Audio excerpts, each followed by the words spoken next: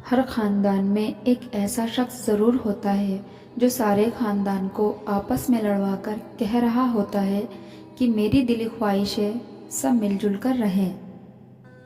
صبر اور قدر ہر کسی کے بس کی بات نہیں ہوتی، یہ وہی بندہ کر سکتا ہے جو اعلیٰ ظرف ہوتا ہے۔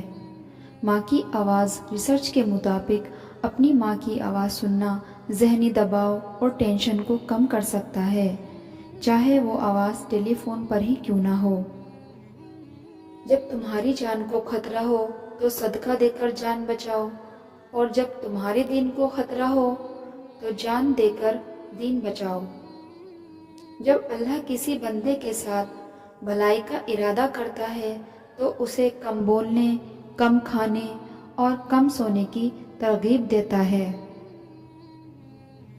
الحمدللہ ہر اس چیز پر جو مجھ سے لی گئی اور مجھے بن مانگے دی گئی، شکوہ تو بنتا ہی نہیں ہے اس پاک ذات سے جو بہتر کا بدل بھی بہترین دیتا ہے۔ یاد رکھو تم اللہ سے اپنی حیثیت کے مطابق مانگتے ہو، پر وہ تم کو اپنی شان کے مطابق نوازے گا انشاءاللہ۔ زہر طنز وہ تیر ہے جو شہد میں بھگو کر بھی مارا جائے تب بھی اس کی کڑواہٹ اور چبھن کم نہیں ہوتی۔ جہاں قدر نہ ہونا وہاں خود کو خود ہی دور کر لو، کیونکہ نا قدرے اور نا شکرے لوگ جن کو سمجھ نہیں ہوتی ان کو ہیرا بھی کانچ نظر آتا ہے۔ اگر ہمارا اخلاق صرف من چاہے چند لوگوں کے لیے اچھا ہے تو ہم صرف موقع پرست ہیں، خوش اخلاق نہیں۔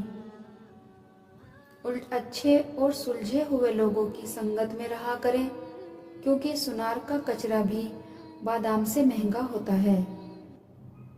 جاہل کی بات کو برداشت کرنا عقل کا صدقہ ہے۔